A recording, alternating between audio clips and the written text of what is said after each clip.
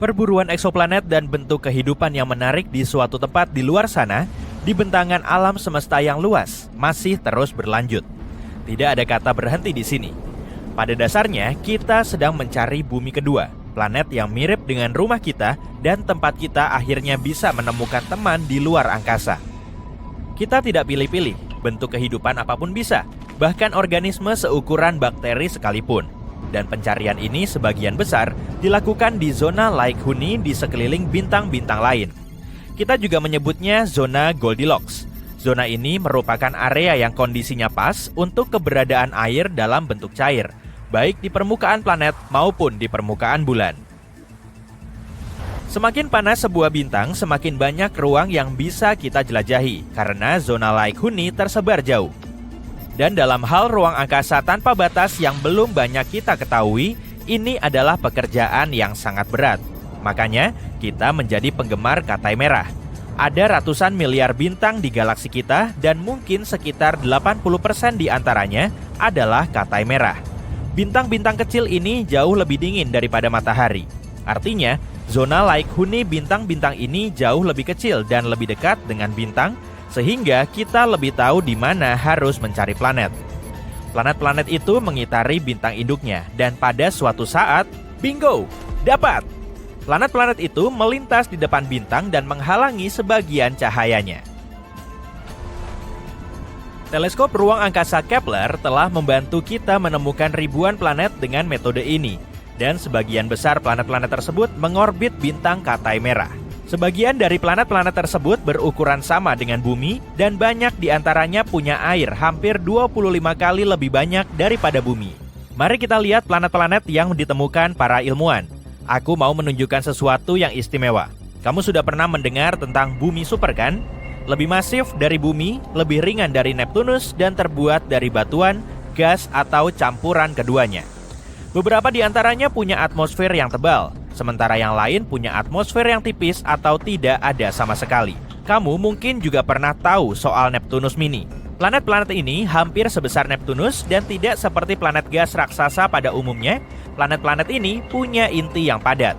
Dengan begitu, planet-planet ini bisa mendukung atmosfer yang padat dengan air dan beberapa bahan kimia lain yang diperlukan untuk kehidupan. Ada juga Jupiter yang panas, yang lumayan keren, tapi kalau jauh dari kita. Kamu tahu tetangga menyebalkan dan aneh yang nggak bisa kamu singkirkan atau kamu nggak tahu apa yang akan mereka lakukan? Ya, seperti itulah Jupiter yang panas, dengan gravitasi kuat yang bisa mengganggu kestabilan orbit planet-planet lebih kecil atau benda-benda angkasa lainnya dalam sistem.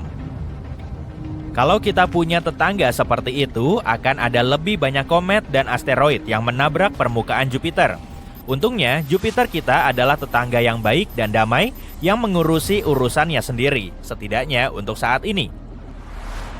Tapi, mari kita tinggalkan dulu planet-planet ini dan planet-planet lain di luar sana.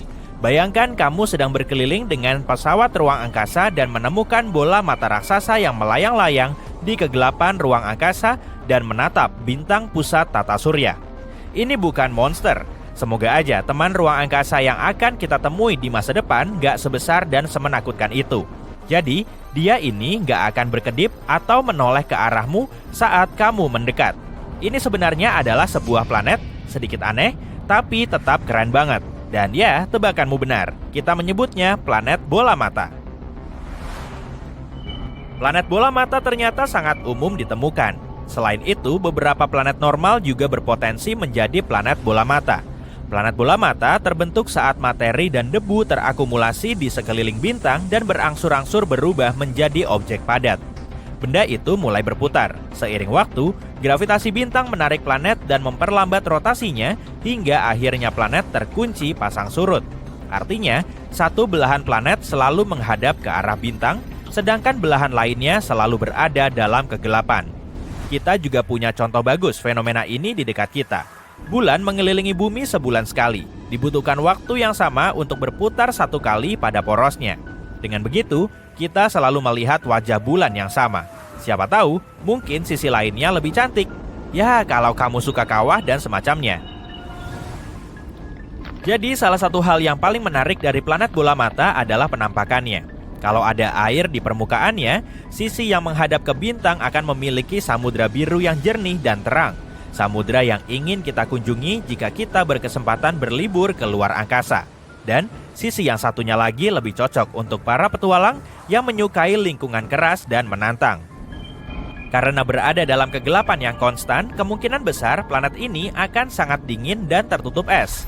Kita telah menemukan begitu banyak planet di luar tata surya dalam 30 tahun terakhir. Tentu saja bumi super sangat menarik. Tampaknya banyak di antaranya yang tidak begitu menyenangkan karena dilapisi kabut tebal dan berawan. Artinya lebih sulit untuk menemukan kehidupan di sana. Tapi sebagian ilmuwan masih menganggap planet-planet tersebut sebagai tempat yang menjanjikan untuk menemukan kehidupan di luar tata surya. Bumi super bola mata bisa jadi awal yang baik. Planet-planet ini mungkin diselimuti lautan yang luas. Di bagian yang dingin, sisi di mana malam abadi berlangsung, kamu akan mengalami kondisi kutub. Ngelihatnya aja, aku udah ngerasa kedinginan. Tapi sisi siang harinya ini favoritku. Ditambah lagi, kayaknya menjanjikan dalam hal menemukan kehidupan. Ya, dengan sinar matahari, samudra, dan sebagainya itu. Salah satu contoh bagus tempat para ilmuwan mencari kehidupan adalah sebuah bumi super bola mata yang terletak di zona Laik Huni bintang terdekat tata surya kita, yaitu Proxima b. Sisi siang hari di planet ini mungkin saja memiliki kondisi dan atmosfer yang mendukung suatu bentuk kehidupan. Bisa jadi ada lautan luas dan dalam yang menutupi permukaannya. Mungkin saja lautan itu sangat asin, tapi bentuk kehidupan masih bisa bertahan di sana. Lihat aja laut mati di bumi kita. Laut mati itu asin sekali, tapi beberapa bakteri masih bisa berevolusi untuk hidup di sana. Dan makhluk-makhluk itu mungkin senang-senang aja di sana, hidup dalam dunianya sendiri. Ya, mungkin laut itu nggak ramai aja karena nggak ada hewan lain. Ikan yang nggak sengaja masuk ke laut mati nggak akan bertahan lama. Jadi, sama aja ada kemungkinan bakteri atau bentuk kehidupan lain bisa hidup di lautan yang berpotensi sangat asin di Proxima b. Tapi, lautan terbuka di Proxima b bisa jadi rumit. Di sisi gelap planet ini, lautan bisa membeku dan es laut bisa hanyut ke perairan yang lebih hangat. Dengan begitu, lautan akan mendingin dan semakin banyak yang membeku, bahkan di sisi yang cerah sekalipun. Satu-satunya cara untuk mencegah pembekuan global ini adalah dengan menciptakan atmosfer yang mengandung banyak gas rumah kaca seperti karbon dioksida. Atmosfer seperti ini akan memerangkap panas dari permukaan planet dan akan menahannya lepas keluar angkasa, seperti yang terjadi pada Venus, planet terpanas di tata surya. Tanpa atmosfer yang mengandung gas rumah kaca, permukaan Proxima b akan jauh lebih dingin, sehingga ada kemungkinan planet ini akan membeku. Skenario sebaliknya juga bisa terjadi. Air hangat bisa berfungsi sebagai pengangkut panas dari daerah hangat ke daerah dingin. Kita belum tahu banyak tentang kondisi planet ini. Jadi Proxima b bisa aja berubah menjadi gurun yang membeku atau menjadi planet. Selama ribuan tahun, orang-orang hanya mengenal planet Merkurius, Venus, Mars, Jupiter, dan Saturnus yang dapat dilihat menggunakan teleskop sederhana atau bahkan dengan mata telanjang jika kondisinya memungkinkan. Tapi pada akhir abad ke-18, seorang astronom terkenal bernama Sir William Herschel menemukan sebuah planet baru yang berwarna biru es. Awalnya mereka mengira itu adalah bintang, tapi kemudian menyadari itu sebuah planet. Sekarang kita mengenalnya sebagai Uranus, sebuah planet yang jaraknya lebih dari 19 kali lipat jarak bumi ke matahari. Saking jauhnya, Uranus butuh waktu 84 tahun untuk menyelesaikan satu kali putaran mengelilingi matahari. Selain itu, astronom ini juga menemukan banyak hal menarik lainnya di luar angkasa, seperti bintang ganda dan nebula. Pada pertengahan tahun 1800-an, para ilmuwan melihat ada sesuatu yang menarik Uranus dan menggeser orbitnya. Mereka mengira ada planet lain di luar sana dan menggunakan matematika untuk memprediksi lokasi planet itu. Akhirnya, pada tahun 1846, mereka menemukan Neptunus menggunakan teleskop. Planet ini terlalu redup untuk dilihat dengan mata telanjang karena jaraknya sangat jauh dari matahari. Sungguh menarik, entah berapa banyak planet lain yang mungkin ada di luar sana bersembunyi di kegelapan tata surya kita. Pada pertengahan tahun 1800-an, para astronom melihat ada sesuatu yang tidak biasa di langit. Sebuah planet kecil berbatu bernama Merkurius berperilaku aneh. Planet ini tidak mengikuti orbit yang seharusnya. Salah satu astronom tersebut adalah seorang ilmuwan Prancis yang cerdas, bernama Urbain Le Verrier. Dia mengemukakan teori bahwa mungkin ada planet lain di tata surya kita yang belum ditemukan. Planet ini berada di antara Merkurius dan Matahari. Planet hipotetis ini, yang ia beri nama Vulkan dari nama dewa api Romawi, memiliki permukaan yang sangat panas, dan ini bisa berpotensi menjelaskan perilaku aneh Merkurius. Dia memang tidak sepenuhnya yakin Vulkan adalah satu-satunya objek yang mengganggu orbit Merkurius. Tapi, karena antusias dengan kemungkinan ditemukannya planet baru, para astronom di seluruh dunia pun menyukai ide keberadaan Vulkan.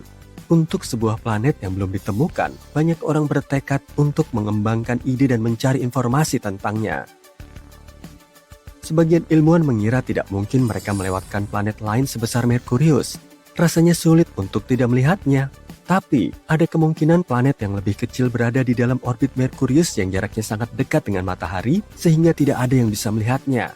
Salah satu teori mengatakan jaraknya sekitar 21 juta kilometer dari Matahari. Merkurius adalah planet dengan orbit paling eksentrik di tata surya kita, tapi titik terdekatnya ke Matahari sekitar 46 juta kilometer. Artinya, Vulkan berada kurang dari setengah jarak tersebut. Teori ini kemudian mengatakan jika Vulkan ada, planet itu akan mengorbit Matahari setiap 19 hari 18 jam dan jalurnya miring sekitar 12 derajat relatif terhadap jalur planet-planet lain di tata surya kita. Posisi terjauh Vulkan dari Matahari masih terlalu dekat untuk bisa dilihat dengan mata telanjang, bahkan saat senja. Satu-satunya kesempatan untuk melihat Vulkan adalah saat gerhana matahari atau saat ia melintas di depan matahari, yang menurut teori terjadi 2-4 kali dalam setahun.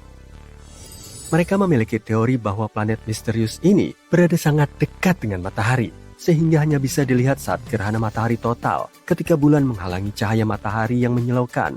Jadi, setiap kali terjadi gerhana, para ilmuwan mengamati matahari dengan harapan bisa melihat Vulkan. Mereka berusaha keras, tapi tetap saja tidak bisa menemukan planet misterius ini. Beberapa astronom mengaku melihatnya saat gerhana, tapi tidak ada yang bisa memastikan atau menemukan buktinya. Teori tentang Vulkan pun dilupakan untuk sementara.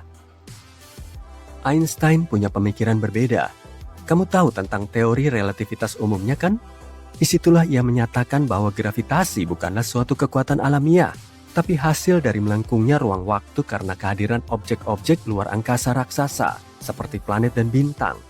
Planet-planet mengitari matahari pada orbit yang tetap karena ruang waktu melengkung, yang berarti planet-planet itu seperti jatuh ke arah bintang pusat tata surya kita.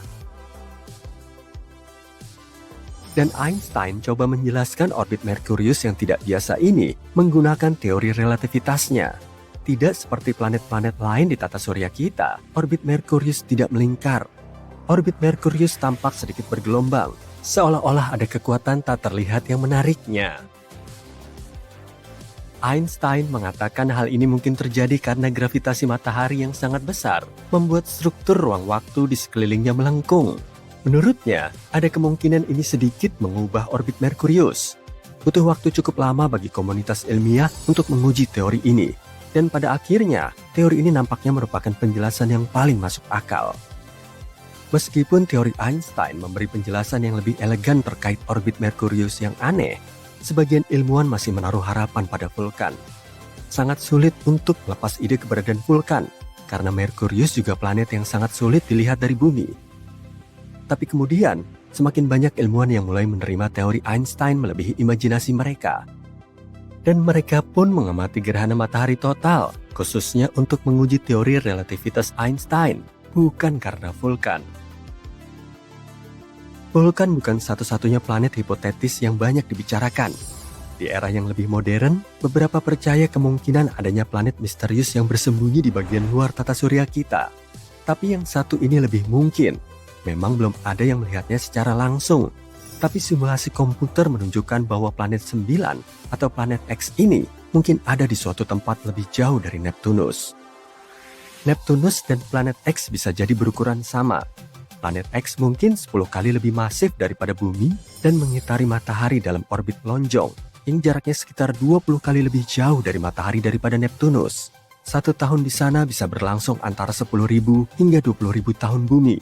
Sebagai perbandingan, 1 tahun di Neptunus berlangsung selama 165 tahun bumi.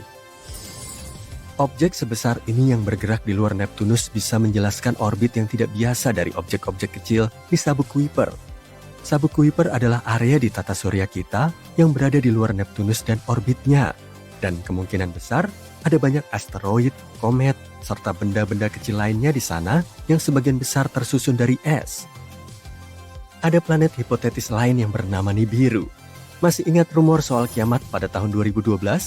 Salah satu skenario yang populer adalah Nibiru akan menabrak planet tempat tinggal kita di akhir tahun itu. Tentu saja itu tidak terjadi. Kita masih baik-baik saja, tapi ide soal Nibiru tampak menarik. Ceritanya dimulai pada tahun 1970-an, ketika seorang pria bernama Zecharia Sitchin menyebut Nibiru dalam bukunya The 12th Planet dan menyatakan planet ini mengelilingi matahari setiap 3.600 tahun. Tapi, sebuah planet dengan orbit eksentrik seperti itu mustahil tidak mengganggu planet-planet lain di tata surya kita dengan gravitasinya. Dan jika Nibiru benar-benar mendekati bumi pada tahun 2012, kita seharusnya bisa melihatnya dengan mata telanjang. Beberapa perhitungan sederhana menunjukkan Nibiru seharusnya hampir seterang Mars pada saat paling redup dan lebih terang dari bintang yang paling redup yang bisa dilihat dari perkotaan. Ya, mungkin kita akan lebih beruntung dalam 3.500 tahun ke depan. Pada tahun 2011, sebuah komet yang dinamai Elenin muncul dan banyak orang mengira itu adalah Nibiru. Tapi, ketika melihat komet dan planet melalui teleskop, wujudnya akan berbeda. Komet memiliki koma, yaitu atmosfer gas, serta memiliki ekor, sesuatu yang tidak dimiliki planet. Selain itu, komet ini tidak menabrak bumi. Komet ini berada terlalu dekat dengan matahari dan hancur berkeping-keping. Sisa-sisa komet ini akan terus bergerak menuju bagian luar tata surya selama 12.000 tahun ke depan. Ketika ilmuwan terus menjelajahi alam semesta yang luas, mereka telah membuat beberapa penemuan luar biasa yang membuat mereka punya lebih banyak pertanyaan daripada jawaban. Dari bumi super yang terik sampai dunia berbentuk bola sepak, penemuan eksoplanet di tahun 2022 benar-benar luar biasa. Jadi, berpeganganlah erat-erat, masa depan penemuan eksoplanet tampak lebih cerah dari sebelumnya. Pertama, tipe eksoplanet baru. Katai merah membentuk 70% seluruh bintang di angkasa. Jadi pada September 2022, ilmuwan memutuskan untuk mengamati lebih dekat planet-planet kecil yang mengitari bintang-bintang tersebut. Penemuan mereka sungguh menakjubkan, jenis eksoplanet baru yang terbuat dari setengah batuan dan setengah air, baik dalam bentuk cair maupun es. Peneliti menduga kalau planet-planet ini kemungkinan besar terbentuk dari material es dan dilahirkan jauh dari bintang induknya melewati garis es yang temperatur permukaannya sangat dingin. Tapi planet-planet itu kemudian bermigrasi lebih dekat ke area yang dideteksi para astronom. Penemuan ini bisa berimplikasi besar dalam pencarian kehidupan di alam semesta. Meskipun planet-planet ini penuh dengan air, tetapi mungkin saja nggak diselimuti lautan. Siapa tahu mungkin salah satu darinya akan menjadi bumi 2.0 berikutnya. Nomor 2, dunia seukuran Jupiter. Bayangkan sebuah planet yang sangat besar dan misterius seperti Jupiter yang tersembunyi di galaksi kita. Nah, kita baru saja menemukan salah satu planet yang mengorbit bintang yang jaraknya 379 tahun cahaya. Dinamai TOI 2180b dan planet ini menjadi perbincangan banyak orang. Kenapa? Pertama-tama, planet ini butuh 261 hari untuk mengitari bintangnya, jauh lebih lama daripada planet gas raksasa yang pernah kita temukan sejauh ini. Tapi bukan itu aja, suhu di planet ini cukup sejuk dengan rata-rata minus 112 derajat Celcius. Sebagai perbandingan, temperatur di Jupiter dan Saturnus sekitar minus 138 derajat Celcius. Planet ini seperti jembatan antara eksoplanet raksasa yang telah kita temukan dengan Jupiter. Pertanyaannya, bagaimana planet ini bisa begitu berbeda? Ilmuwan masih berusaha mencari tahu, semoga saja kita bisa segera mendapatkan jawabannya. Nomor 3, planet Hulk. Planet ini merupakan tempat yang permukaannya diselimuti magma cair dan 1 tahun hanya berlangsung selama setengah hari. Selamat datang di TOI 1075b, eksoplanet yang dijuluki planet Hulk oleh ilmuwan. Berada pada jarak 200 tahun cahaya, bumi super ini merupakan salah satu planet supermasif yang pernah ditemukan. Jaraknya yang dekat dengan bintang induknya menyebabkan permukaannya mencapai temperatur terik 1050 derajat Celcius. Saking panasnya, segala bentuk air akan menguap seketika dan udara di sana akan dipenuhi batuan yang menguap. Tapi bukan hanya panasnya saja yang mengesankan, ukurannya juga. Massa TOI 1075b hampir 10 kali massa bumi menjadikannya salah satu bumi super paling masif yang pernah ditemukan. Tapi misteri nggak berhenti sampai di situ. Orbit planet ini hanya butuh waktu 14,5 jam menjadikannya salah satu periode orbit terpendek yang pernah tercatat untuk planet seukurannya. Tambahan yang menarik untuk katalog kita ya. Nomor 4. 3 planet yang hancur.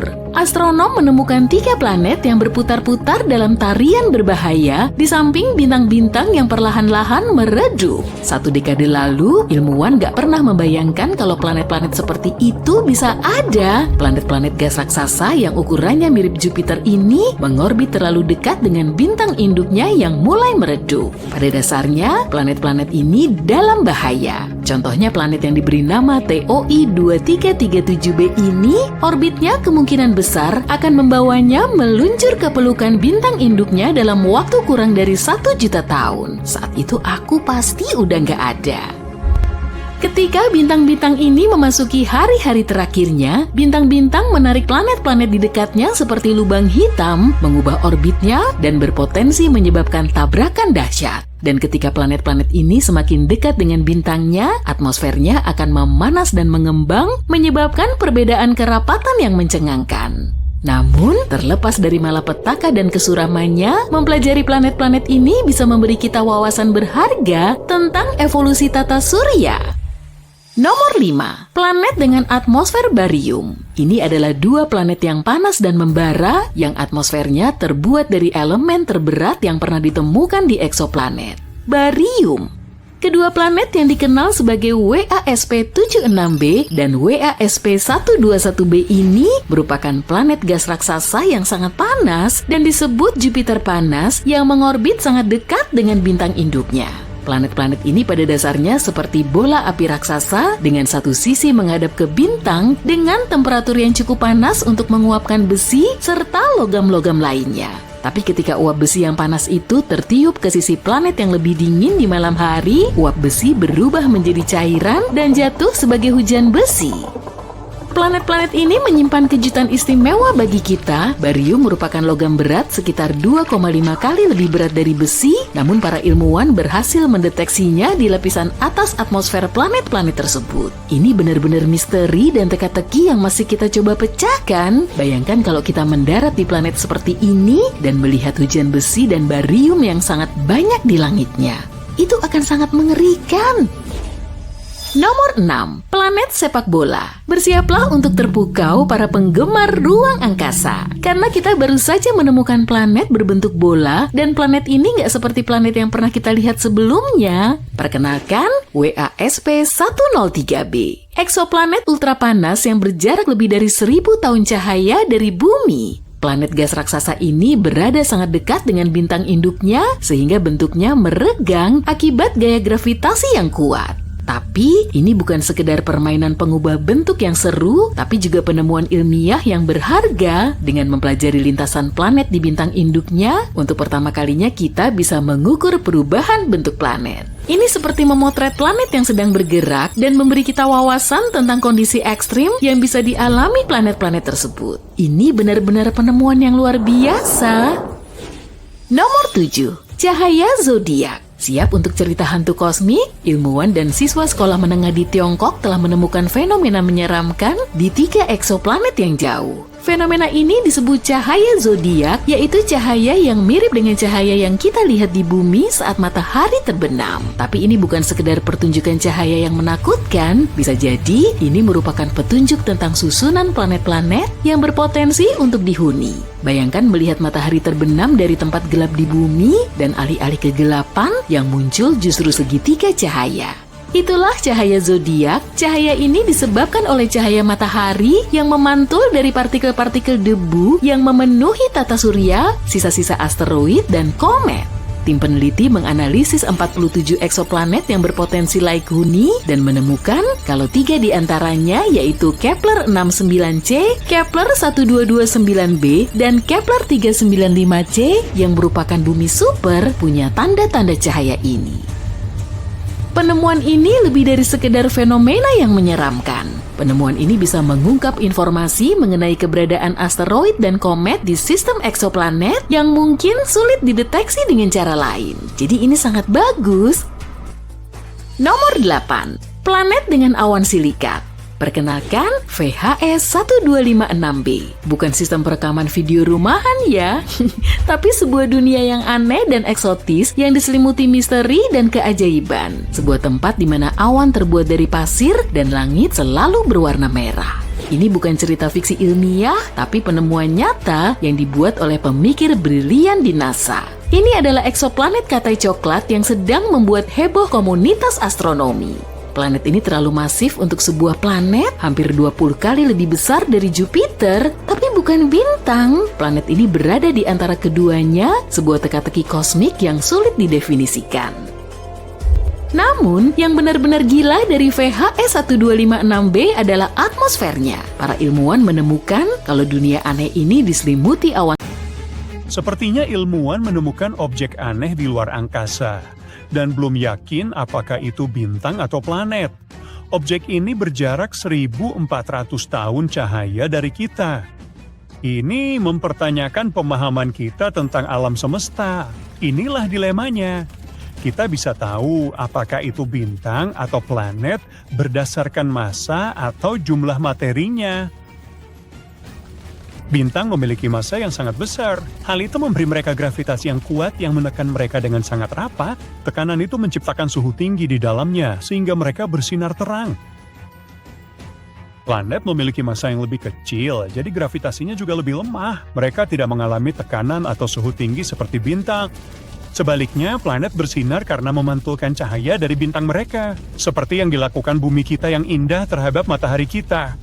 Dan benda aneh ini berada di antara keduanya, karena kita menganggapnya sebagai katai coklat. Ini adalah jenis khusus dari protobintang besar yang berisi gas. Katai coklat biasanya mirip dengan Jupiter dalam hal atmosfernya, tapi ukurannya jauh lebih besar, sekitar 13 hingga 80 kali lipat.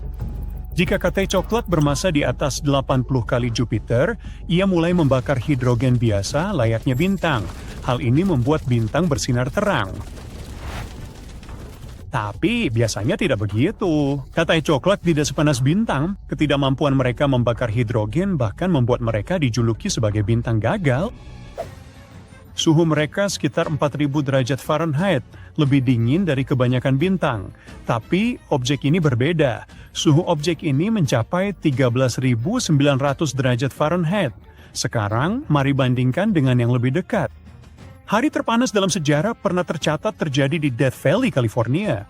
100 tahun lebih lalu, suhu mencapai 134 derajat Fahrenheit. Orang saat itu pasti merasa meleleh bersama segala sesuatu di sekelilingnya. Bayangkan saat mendekat ke matahari menuju Venus. Venus suhunya mencapai 860 derajat. Bukan cuma soal jarak, Merkurius planet terdekat dari matahari namun lebih dingin dibanding Venus. Venus sangat panas karena efek rumah kaca ekstrim. Tahukah kamu bahwa Venus dulu bisa saja menjadi tempat yang nyaman ditinggali dahulu kala? Atau setidaknya menjadi rumah bagi bentuk kehidupan apapun, tapi pada suatu titik, Venus mulai menjebak karbon dioksida dan akhirnya menciptakan oven tebal penuh asap yang enggak melepaskan panas. Dan itulah sebabnya Venus sangat sulit untuk dieksplorasi. Waktu terlama sebuah wahana bisa bertahan di Venus hanyalah 2 jam. Itu lebih lama dari kemampuanku di tempat kerja, lalu aku pun meleleh. Jadi ya, lalu kamu sampai ke matahari. Permukaannya terbakar pada suhu luar biasa, yaitu 9.930 derajat Fahrenheit. Dan yang menarik, bintang coklat aneh yang sedang kita bicarain ini ternyata lebih panas dari itu. Memang tidak lebih panas dari inti matahari bersuhu 27 juta derajat, tapi tetap saja mengesankan. Tidak biasa bagi katai coklat untuk sepanas ini. Itulah yang semua orang pikirkan, sampai mereka menyadari kenapa hal itu terjadi. Katai coklat ini sangat dekat dengan bintang lain yang termasuk dalam kategori katai putih. Mereka begitu dekat satu sama lain, sehingga bintang misterius kita ini mengelilingi sahabat katai putihnya hanya dalam waktu 2,3 jam. Wah, betapa tuanya kita kalau tinggal di sana. Karena mereka sedekat ini, mereka pun terkunci secara pasang surut, seperti bulan dan bumi kita. Itu berarti satu sisi katai coklat ini selalu menghadap katai putih, sementara sisi lainnya selamanya berada dalam kegelapan. Karena semua hal ini, katai coklat kita menjadi sangat panas hanya di satu sisi. Jadi sisi siangnya lah yang membuat kita bingung. Sementara suhu di sisi malamnya sesuai dengan yang diharapkan dari sebuah katai coklat. Tapi kondisi ekstrem seperti ini tidak akan bertahan lama. Suhu yang sangat panas membuat molekul-molekul di atmosfer katai itu terpecah menjadi atom-atom tunggal. Dan sementara molekul-molekulnya berantakan, katai coklat ini perlahan-lahan menghilang. Dan kalau kamu pikir katai coklat ini udah panas, bagaimana dengan Eta Carinae?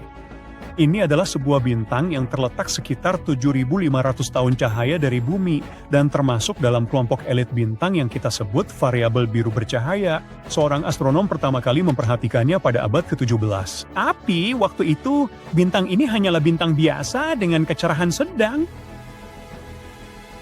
Hampir 200 tahun kemudian, seorang astronom lain mengamatinya. Tapi kali ini, bintang itu sangat terang, salah satu yang paling terang di langit. Beberapa tahun kemudian, bintang ini mencapai tingkat kecerahan tertinggi dalam sebuah peristiwa besar yang disebut letusan besar. Saat itu terjadi, bintang ini bisa dengan mudah dilihat di langit malam.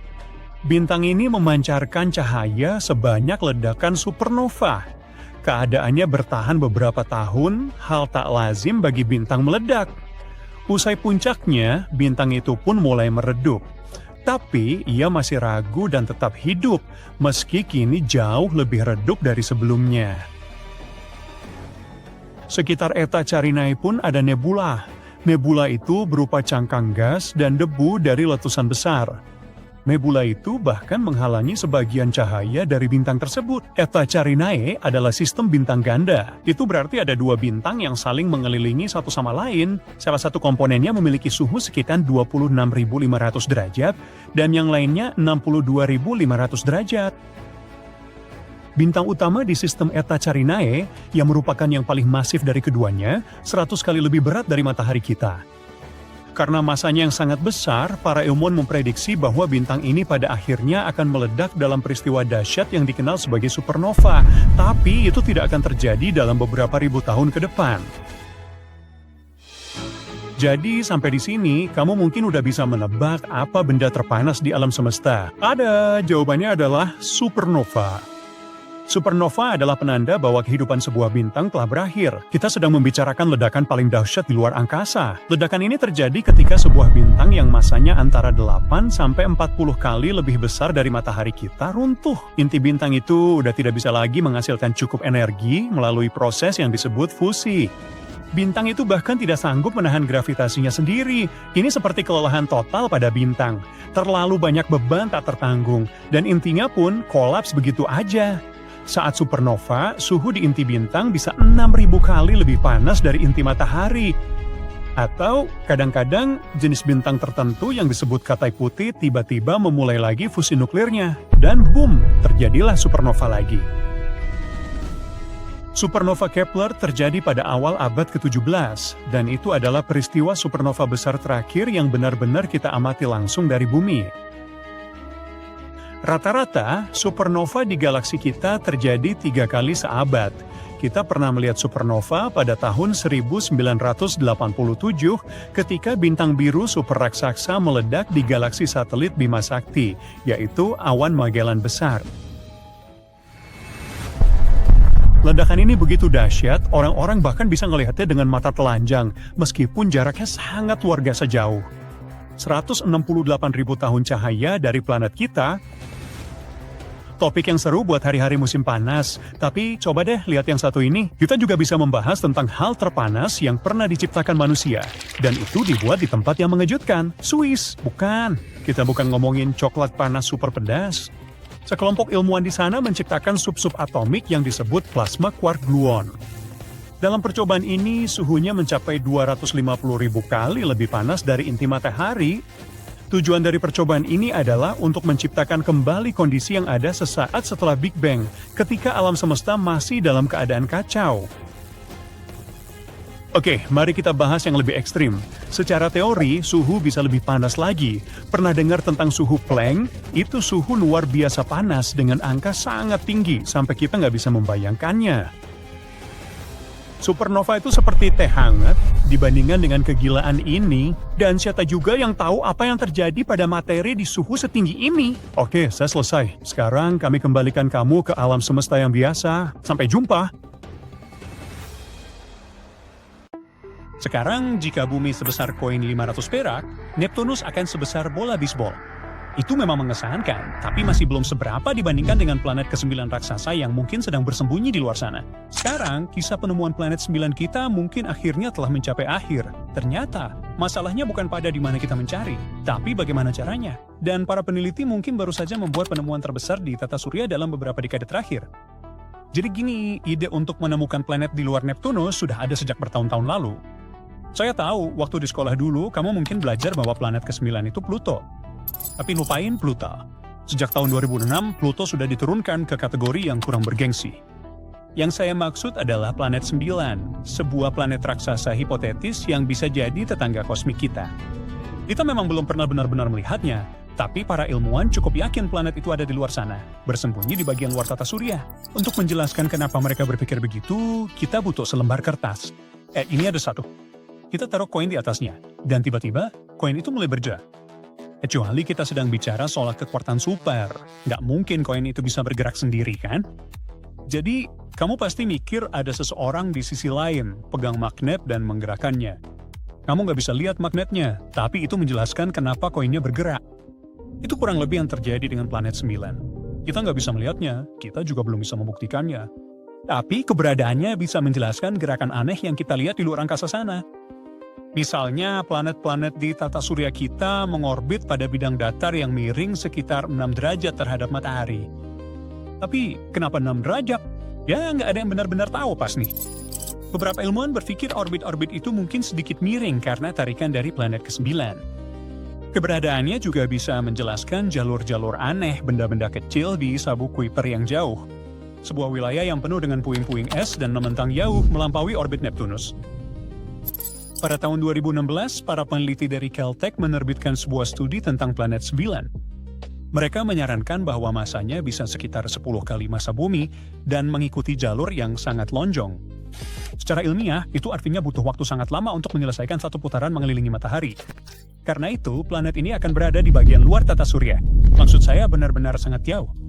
Planet ini akan mengorbit matahari sekitar 20-30 kali lebih jauh daripada planet terjauh kita, Neptunus. Menurut para ilmuwan, planet 9 akan membutuhkan waktu hingga 20.000 tahun bumi untuk menyelesaikan satu putaran penuh mengelilingi matahari. Karena letaknya sangat jauh di luar sana, hampir mustahil untuk melihatnya. Jadi, meskipun hipotesis ini terdengar keren, kita belum pernah menemukan bukti kuat bahwa planet 9 benar-benar ada. Tapi, mungkin kita sudah cukup dekat. Pada Mei 2025, sebuah tim di Universitas Nasional Tsinghua mungkin telah membuat salah satu penemuan tata surya paling menarik yang pernah ada. Oke, jadi ada hipotesis bahwa planet 9 belum ditemukan karena kita belum menggunakan metode yang tepat. Studi baru ini memunculkan pertanyaan yang menarik. Bagaimana jika planet 9 sebenarnya tampak lebih terang dalam cahaya inframerah daripada dalam cahaya tampak? Izinkan saya menjelaskan. Para ilmuwan telah mencoba menemukan planet 9 melalui cahaya pantulannya. Tapi inilah masalahnya. Meskipun panjang gelombangnya tak terlihat, sinar matahari harus menempuh perjalanan jauh ke planet 9, memantul dari permukaannya, dan kemudian kembali ke bumi. Jika sebuah planet seukuran Neptunus berada sekitar 10 kali lebih jauh daripada Neptunus, planet itu akan tampak sekitar 10.000 kali lebih redup. Tapi radiasi termal planet itu sendiri, maksud saya panasnya, hanya perlu menempuh perjalanan satu arah saja. Jadi dalam cahaya inframerah, planet 9 hanya akan tampak sekitar 100 kali lebih redup. Itulah sebabnya lebih masuk akal untuk mencarinya menggunakan teleskop inframerah berbasis luar angkasa. Dan itulah ide di balik studi ini. Tim mulai menggali arsip, mencari data survei langit inframerah lama. Dan mereka mengambil data itu dari dua sumber utama. Pertama, IRIS, satelit yang diluncurkan pada tahun 80-an yang memindai langit selama hampir 1 tahun. Lalu, satelit Jepang Akari, observatorium inframerah lain yang beroperasi antara tahun 2006 dan 2011. Jadi pada dasarnya, mereka membandingkan objek-objek yang muncul di database IRAS dan memperhatikan mana saja yang telah bergerak saat Akari melakukan pengamatannya. Dan dengan melakukan itu, para peneliti menemukan sesuatu yang luar biasa. Sebuah objek yang mungkin saja adalah planet ke-9 kita yang telah lama hilang. Karena kalau ada sesuatu yang bergerak, bisa jadi itu adalah planet yang mengorbit matahari kan? Dan ya, mereka memang menemukan beberapa objek langit yang menunjukkan pergerakan kecil. Tapi sebelum buru-buru mengambil kesimpulan, mereka harus menyingkirkan kemungkinan efek paralaks. Dan itu adalah hal yang sangat penting ketika kita berbicara tentang penemuan di tata surya. Untuk menjelaskannya, aku butuh kamu melakukan sesuatu. Coba angkat satu jari di depan wajahmu. Tutup satu mata, lalu ganti ke mata yang satunya. Jarimu terlihat sedikit bergerakan. Itu karena kamu melihatnya dari sudut yang sedikit berbeda, dari satu bola mata ke bola mata yang lain. Hal yang sama juga terjadi saat kita melihat keluar angkasa dari bumi. Karena planet kita mengelilingi matahari, pandangan kita terhadap objek yang sangat jauh akan sedikit bergeser. Efek itu disebut paralaks. Maksudku, karena efek ini, planet 9 akan tampak bergerak melintasi langit saat bumi mengelilingi matahari. Pada hari tertentu, planet itu mungkin terlihat berada di satu titik. Tapi 6 bulan kemudian, ketika bumi berada di sisi berlawanan matahari, planet itu akan tampak bergeser. 6 bulan setelah itu, planet tersebut akan tampak bergerak kembali ke posisi semula. Para ilmuwan harus memperhitungkan efek paralaks. Sebenarnya mereka harus menghilangkan efeknya. Jadi, tim peneliti melihat gambar langit yang diambil pada tanggal yang sama setiap tahun. Karena pada tanggal yang sama itu, bumi selalu berada di posisi yang sama dalam orbitnya. Itu berarti jika planet 9 benar-benar ada, dia akan muncul di tempat yang sama pada gambar-gambar itu setiap tahun. Tidak ada gerakan palsu akibat paralaks, hanya posisi aslinya saja. Pencarian yang teliti ini membawa mereka pada satu objek, sebuah titik kecil pada data inframerah. Titik kecil yang aneh ini telah bergerak sedikit di sepanjang orbitnya, mengelilingi matahari selama 23 tahun antara Iris dan Akari. Tunggu, mungkinkah itu yang dicari? Apakah para astronom baru saja mengkonfirmasi adanya planet tersembunyi? Ya mungkin saja. Tapi, jangan terlalu bersemangat dulu. Data yang kita miliki tentang pergerakannya selama waktu itu belum cukup untuk mengetahui orbit penuhnya. Jadi untuk saat ini, kita masih belum bisa memastikan apakah objek misterius ini benar-benar planet 9. Namun, objek ini jelas merupakan kandidat yang kuat. Berdasarkan seberapa terang objek itu terlihat, tim memperkirakan bahwa objek ini bisa jadi cukup masif. Dan hal itu benar-benar mengejutkan. Soalnya, penelitian NASA sebelumnya telah menyingkirkan kemungkinan adanya planet seukuran Jupiter atau Saturnus yang bersembunyi di luar sana.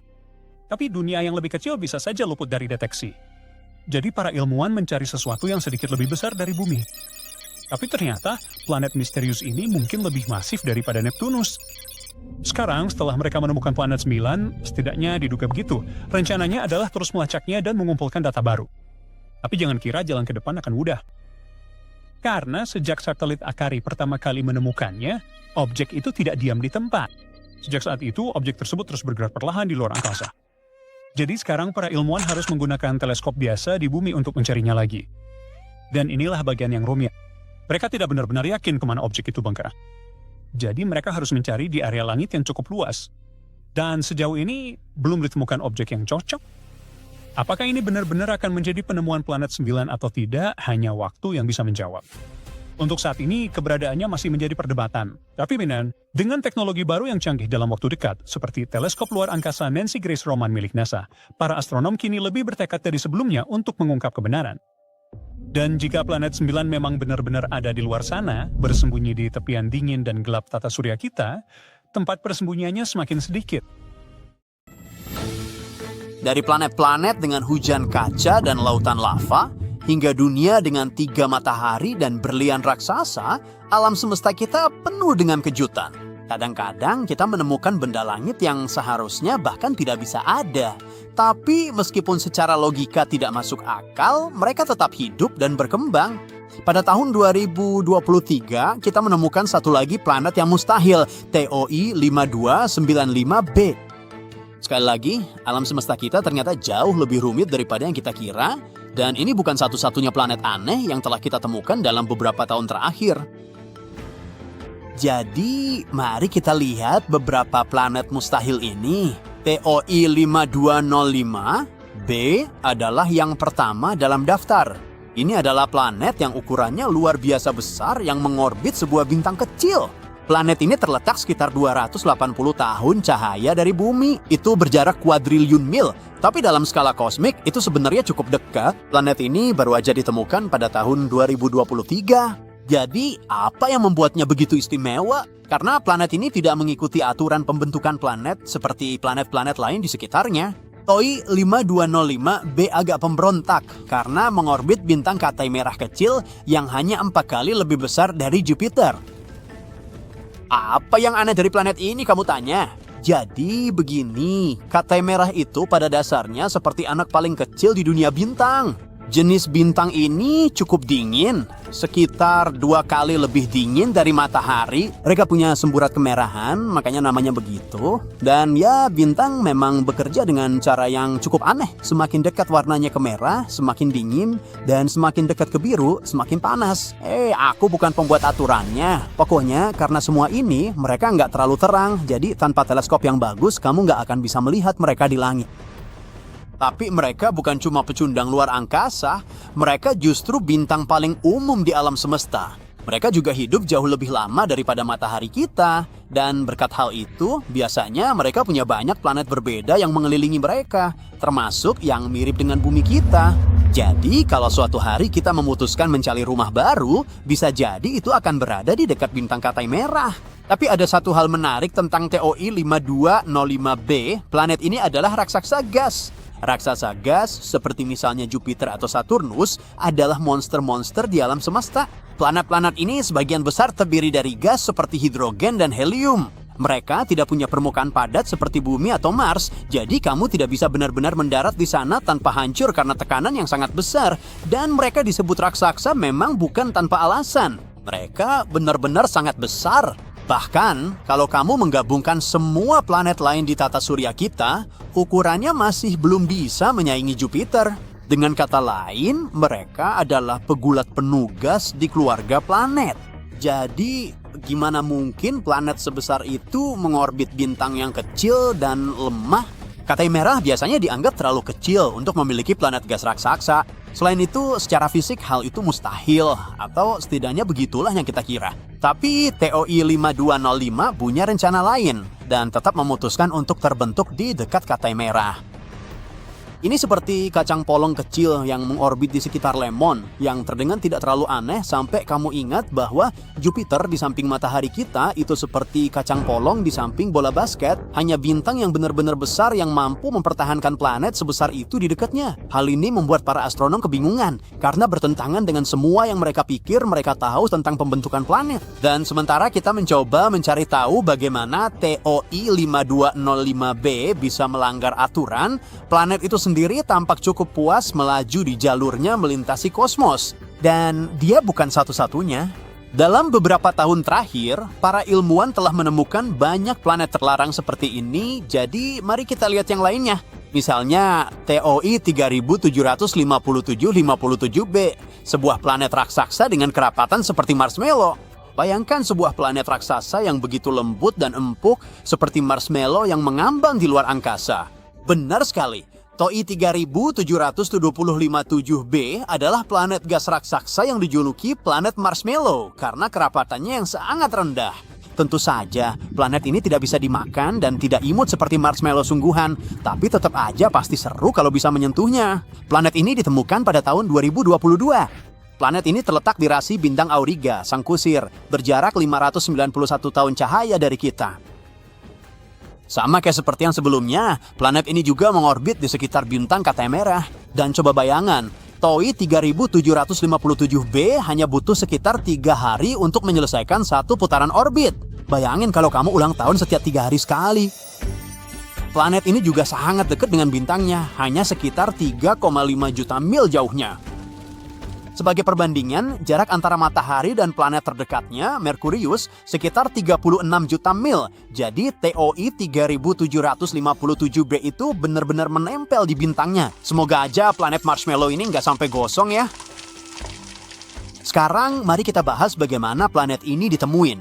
Planet ini ditemukan oleh Transiting Exoplanet Survey Satellite atau TESS, detektif luar angkasa yang sedang berburu planet-planet baru. Dalam metode transit, ilmuwan mencari planet lewat cahaya bintang.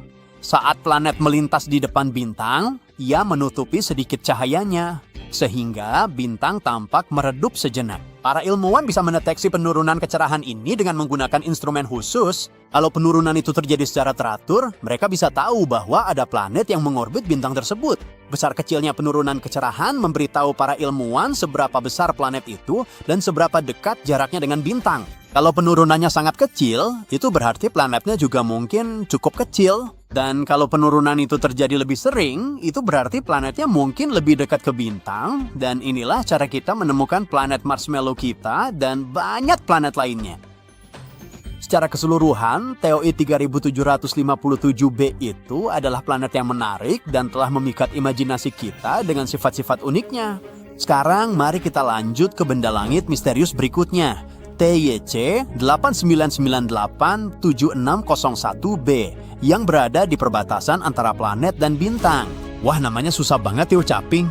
Biar saya kenalin kamu dengan sebuah planet yang namanya nggak akan saya ulangi lagi. Nah, planet ini juga termasuk raksasa gas. Tapi bukan raksasa gas biasa. Bahkan ukurannya begitu besar sampai-sampai Jupiter terasa seperti kerikil kecil jika dibandingkan dengannya. Bayangan aja, masanya 14 kali lipat Jupiter dan diameternya 3 kali lebih besar. Keren banget kan? Planet ini mengorbit sebuah bintang muda mirip matahari yang jaraknya 300 tahun cahaya dari kita. Bintang ini baru berusia 17 juta tahun dan ya, itu masih dianggap bayi di antara bintang-bintang. Sebagai perbandingan, matahari kita sendiri usianya sekitar 4,5 miliar tahun. Tapi sebenarnya, bintangnya sendiri nggak terlalu menarik. Justru planetnya yang agak aneh. Soalnya, planet itu seharusnya nggak bisa sebesar itu. Dengan massa sebesar itu, seharusnya dia jadi bintang. Ini mirip seperti Laut Kaspia yang dianggap sebagai danau terbesar di dunia. Sama seperti Laut Kaspia yang sebenarnya bukan laut atau danau, planet ini juga seperti anak tengah di alam semesta. Bukan benar-benar bintang, tapi juga bukan planet sepenuhnya. Beberapa ilmuwan bahkan berpikir mungkin ini adalah bintang gagal, ibarat kue yang nggak mengembang dengan sempurna. Dan mari kita bahas soal suhunya. Kamu tahu rasanya kayak kentang panggang kalau di luar suhunya 90 derajat Fahrenheit? Nah, planet ini malah ngetawain kita. Perkiraan suhu permukaannya mencapai 2600 derajat Fahrenheit. Itu bahkan lebih panas dari jalapeno popper yang baru diangkat dari penggorengan. Kali ini, planet itu ditemukan dengan metode deteksi pencitraan. Soalnya, memotret eksoplanet itu bukan perkara gampang. Bintangnya selalu jauh lebih terang dan bikin fotonya jadi rusak. Rasanya kayak mau selfie bareng gebetan, tapi adikmu yang nyebelin malah loncat-loncat di depan kamera. Tapi para ilmuwan punya solusinya. Mereka pakai optik khusus dan metode pengamatan canggih, seperti koronagrafi. Intinya mereka memblokir cahaya bintang supaya kita bisa lihat planetnya dengan lebih jelas. Ajaib kan? Dan begitulah cara mereka menemukan planet yang bukan bintang ini. Dan sekarang planet itu bikin para ilmuwan jadi banyak mikir. Hal ini membuat kita mempertanyakan apa yang kita tahu tentang pembentukan planet. Semoga aja di masa depan kita bisa tahu lebih banyak tentang itu. Sungguh luar biasa aneh dan uniknya hal-hal di alam semesta kita, dan planet-planet ini termasuk di antaranya. Siapa tahu apalagi di luar sana yang menanti ditemukan. Mungkin suatu hari nanti kita akan menemukan planet yang jauh lebih unik. Sampai saat itu tiba, tetaplah menatap langit dan teruslah terbuka pada kemungkinan tak terbatas di alam semesta kita. Planet ini ya, yang ada di sini, seharusnya tidak ada, tapi nyatanya ada. Planet yang baru ditemukan ini mengorbit bintang yang jauh lebih kecil dan redup dari matahari kita. Namun, planet ini ukurannya sangatlah besar. Bintang sekecil itu tak mungkin menciptainya, jadi ini seperti menemukan telur burung unta di kandang ayam.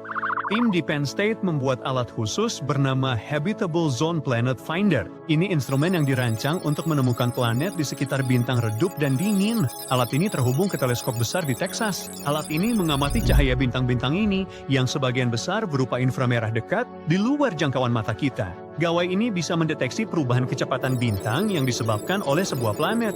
Jika pergerakan bintang sedikit berubah, itu berarti ada tarikan gravitasi di dekatnya. Dulu, teknik ini membantu menemukan eksoplanet pertama di bintang serupa matahari. Kini, kami menyempurnakan metode ini untuk pengukuran lebih tepat. Tujuan utama kami adalah menemukan planet mirip bumi. Planetnya harus berbatu dan berada di zona layak bumi, area di sekitar bintang di mana air cair bisa ada. Teknik Doppler sulit mencari dunia mirip bumi, tapi pas buat bintang dingin redup. Makanya ketemu LHS 3154b yang mustahil. Planet terbentuk dalam cakram berisi gas dan debu di luar angkasa. Bayangkan awan berputar dari partikel halus. Partikel-partikel ini menyatu dan saling menempel, menciptakan cakram berputar yang datar. Seiring waktu, kepingan kecil ini bergabung membentuk inti yang padat. Inilah titik awal bagi sebuah planet. Setelah intinya terbentuk, ia menarik lebih banyak debu dan bahkan gas seperti hidrogen dan helium. Tapi membuat planet dengan cara ini tidaklah mudah. Mereka butuh banyak bahan, massa, dan material. Proses ini disebut akresi inti. Bintang sangat membantu dalam proses tersebut. Umumnya, bintang besar bergravitasi kuat, jadi bisa kumpulin banyak bahan buat bentuk planet. Tapi bintang temuan baru ini tak terlalu besar, ukurannya 1/9 matahari. Bintang sekecil ini harusnya tak punya cukup cakram untuk membuat planet berat. Untuk melakukan itu, cakramnya seharusnya setidaknya 10 kali lebih besar. Tapi planet berat ini, LHS 3154b, benar-benar ada. Nah, planet misterius ini 13 kali lebih berat daripada bumi kita. Ukurannya mirip dengan Neptunus. Jaraknya sekitar 50 tahun cahaya dari kita di rasi bintang Hercules, yang dalam istilah luar angkasa sangatlah dekat. Planet ini juga sangat dekat dengan bintangnya, menyelesaikan 1 tahun dalam hampir 4 hari. Penemuan ini membuat para ilmuwan memikirkan kembali ide mereka tentang bagaimana planet dan bintang terbentuk. Ada teori-teori baru yang bermunculan, misalnya teori yang disebut ketidakstabilan gravitasi. Teori ini mengatakan bahwa alih-alih kepingan menyatu sedikit demi sedikit, material di cakram runtuh sekaligus dan langsung menciptakan planet. Namun, bahkan dengan teori ini, sulit menjelaskan bagaimana planet seberat itu bisa terbentuk tanpa piringan yang sangat masif. Kita butuh waktu untuk mengungkap kebenarannya. Bukan kali ini saja planet bikin kita ragu akan teori kita. Baru-baru ini, ilmuwan temukan planet Hala. Planet ini mengorbit bintang bernama Baekdu, dan sama seperti sebelumnya, ya seharusnya tidak ada. Jaraknya terlalu dekat dengan bintangnya. Bintang banyak berubah selama masa hidupnya. Biasanya, saat bintang membesar dan bersiap untuk mati, itu disebut tahap raksasa merah. Bintang seperti itu cenderung menghancurkan atau mengusir planet di dekatnya, menciptakan kekacauan besar. Hala berputar mengelilingi raksasa merah, dan seharusnya sudah tertelan atau hancur oleh bintang yang mengembang itu sejak lama. Tapi ia masih bertahan di sana. Meski Baekdu sudah mulai membakar helium dan menyusut ke ukuran yang lebih kecil dari perkiraan, Hala tidak terganggu sedikit pun. Para ilmuwan menyebut Hala sebagai planet terlarang. Penemuan ini menantang pemikiran kita tentang bagaimana planet bertahan hidup di dekat bintang yang menua. Ini memunculkan 2 teori. Satu teori menyebutkan bahwa Baekdu dulunya adalah 2 bintang, Katai Putih dan Raksasa Merah. Hala mengorbit keduanya, dan mereka menyatu sebelum Raksasa Merah itu mengembang sepenuhnya. Ini memungkinkan Hala bertahan karena helium ekstra dari Katai Putih mencegah Raksasa Merah tumbuh terlalu besar. Teori kedua mengatakan bahwa Hala terbentuk dari puing-puing yang tercipta saat kedua bintang itu menyatu. Dalam skenario ini, Hala akan menjadi planet yang sangat muda yang mengorbit bintang yang udah tua. Para astronom berencana untuk terus mempelajari Hala dan mencari lebih banyak planet seperti itu. Hal aneh lainnya, selain saya, disebut LTT 9779b. Yang ini juga menakutkan bagi kita karena terlalu berkilau. Planet ini memantulkan 80% cahaya dari bintangnya. Cermin biasa memantulkan 85 hingga hampir 100% cahaya, yang berarti planet misterius ini akan terlihat seperti cermin kasar dengan pantulan seperti aluminium atau perak. Ini adalah planet seukuran Neptunus lainnya. Terletak 268 tahun cahaya dari kita dan ditemukan oleh wahana antariksa TESS milik NASA. Ia menyelesaikan rotasi penuh mengelilingi bintangnya hanya dalam 19 jam. Jaraknya sangat dekat dengan bintangnya sehingga sangat panas, mencapai suhu di atas 3.600 derajat Fahrenheit. Biasanya, planet sedekat ini kehilangan atmosfernya dan berubah menjadi batuan gundul. Tapi yang satu ini melanggar aturan lagi. Nah, kali ini kita tahu rahasia kelangsungan hidupnya. Itu karena awan logam planet yang berkilau, yang terbuat dari kaca dan garam titanium. Awan ini menghujani titanium ke permukaannya yang panas. Mereka juga memantulkan banyak cahaya, mencegah planet menjadi terlalu panas dan kehilangan atmosfernya. Ini seperti memiliki perisai cermin. Ukuran planet ini juga melejutkan para ilmuwan. Ukurannya jauh lebih besar dari bumi. Planet lain sedekat ini dengan bintangnya biasanya berupa raksasa gas yang jauh lebih besar atau planet berbatu kecil. Planet ini raksasa gas kecil dan tak disangka ilmuwan ada begitu dekat bintangnya. Inilah planet paling berkilau yang pernah ditemukan, bahkan melampaui Venus. Namun terlepas dari penampilannya yang keren, ini mungkin bukan tempat yang ramah bagi kehidupan karena suhunya yang ekstrim dan hujan logam yang aneh. Dan pendobrak aturan terakhir kita adalah planet bernama WASP-107b. Para ilmuwan menemukannya menggunakan teleskop luar angkasa James Webb. Terletak sekitar 208 tahun cahaya dari kita di rasi bintang Virgo. Ia juga cepat dan menyelesaikan orbit di sekitar bintangnya hanya dalam 6 hari. Ini adalah eksoplanet super Neptunus. Mirip Jupiter dalam beberapa hal, termasuk ukuran dan suhu yang sangat panas. Namun ia jauh lebih ringan, lemah, dan kurang padat. Ini adalah planet berkepadatan terendah yang pernah ditemukan sejauh ini. Penelitian lanjut mengungkap ia juga memiliki ekor. Helium di planet ini meluas melampaui batas transitnya. Planet ini perlahan kehilangan atmosfernya karena radiasi ultraviolet ekstrim dari bintang tersebut. Ini menciptakan ekor seperti komet, sehingga terlihat seperti komet yang berbulu halus. Tapi itu baru permulaan. Kepadatan planet yang rendah atau kelembutannya memungkinkan para astronom mempelajari atmosfernya secara mendetail. Mereka menemukan beberapa hal mengejutkan seperti uap air dan awan yang terbuat dari partikel silikat halus yang seperti pasir berbutir sangat halus. Bintang induk planet ini tidak memancarkan banyak cahaya berenergi tinggi, tapi karena WASP-107b sangat renggang, cahaya menembus jauh ke atmosfernya. Ini menciptakan sulfur dioksida yang berbau seperti korek api. Jadi ini planet lembut yang menghujani pasir dan berbau belerang. Para peneliti berpikir awan pasir di atmosfer terbentuk dengan cara yang mirip dengan awan di bumi. Hanya aja mereka memiliki tetesan pasir, bukan air. Tetesan pasir ini mengembun, jatuh, berubah menjadi uap silikat di lapisan panas di dalam planet, lalu naik lagi untuk membentuk awan sekali lagi. Dan sekali lagi, planet ini tidak mungkin terbentuk di tempatnya yang sekarang. Para astronom mengatakan bahwa ia kemungkinan bergerak lebih dekat ke bintangnya dari orbit asalnya karena tertarik oleh tetangga yang lebih berat. Ia juga mengikuti orbit retrograde, artinya ia mengorbit ke arah yang berlawanan dengan rotasi bintangnya. Semua penemuan ini mengubah cara kita memahami planet dan atmosfernya, memberi kita wawasan baru tentang misteri tata surya kita sendiri. Mars memiliki beberapa wajah. Tidak, sungguh. Pada tahun 1976, ketika Viking 1 orbiter mengamati planet merah ini, ia melihat sesuatu yang menarik. Sebuah struktur besar yang tampak seperti wajah manusia. Struktur itu berada di wilayah yang disebut Cydonia. Tempat itu segera menjadi sangat populer. Tak lama kemudian, kita juga menemukan apa yang disebut wajah bermahkota di Libya Montes. Mars secara umum memiliki banyak struktur aneh di sana. Pada tahun 2022, kita melihat sebuah struktur seperti pintu di sana. Kendaraan penjelajah Curiosity milik NASA mengambil beberapa foto gundukan batu yang disebut tebing timur di Gunung Sharp. Gundukan ini memiliki retakan alami di dalamnya, dan salah satunya seukuran pintu anjing, seperti sesuatu dari makam Mesir kuno. Banyak orang membesar-besarkan cerita itu. Gambar tersebut dibagikan secara luas di media sosial, membuat retakan tersebut terlihat lebih besar dari yang sebenarnya. Beberapa orang berpikir bahwa hal itu mengisyaratkan adanya kehidupan di luar bumi.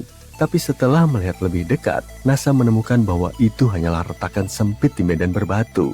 Retakan dan celah seperti ini merupakan hal yang normal di area berbatu, baik di bumi maupun di Mars. Retakan tersebut terbentuk secara alami dari waktu ke waktu, mungkin dari erosi angin atau gempa Mars. Mars adalah tambang emas berisi struktur-struktur misterius. Baru-baru ini kita menemukan beberapa bentuk spiral yang aneh di sana. Bentuk-bentuk itu berupa gulungan raksasa yang terbuat dari lava dan tampak seperti mata air atau lingkaran besar. Selama bertahun-tahun, kita tidak yakin apakah lembah-lembah di Mars terbentuk dari lava atau es. Gulungan lava ini menjelaskan misteri tersebut. Kini, berkat foto-foto resolusi tinggi dari Mars Reconnaissance Orbiter milik NASA, para peneliti berhasil menemukan 269 spiral lava yang tidak bisa dijelaskan oleh aktivitas yang berhubungan dengan es. Yang menarik adalah kumparan lava ini seperti yang kita lihat di bumi, seperti yang dibentuk oleh aliran lava Hawaii. Spiral ini terawat dengan sangat baik sehingga mudah terlewatkan sebelumnya. Lebarnya berkisar antara 16 hingga hampir 30,5 meter dan sangat halus, menyatu dengan lanskap Mars yang berdebu. Kumparan-kumparan ini bisa mengajari kita banyak hal tentang komposisi Mars, terutama kerak dan mantelnya. Kita masih belum tahu banyak tentang hal itu. Tapi Mars bukan satu-satunya planet yang memiliki struktur aneh. Sebagai contoh, Saturnus, planet raksasa gas di tata surya kita, memiliki fitur menarik di kutub utaranya, sebuah segi 6 besar. Ini adalah pola awan berbentuk segi 6, panjangnya sekitar 14.484 km, membuatnya lebih besar dari diameter bumi.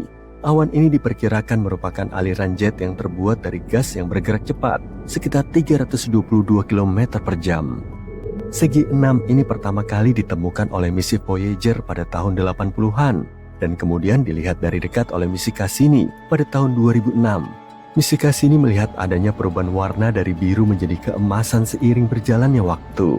Ada beberapa teori yang berbeda tentang mengapa Saturnus memiliki hal ini.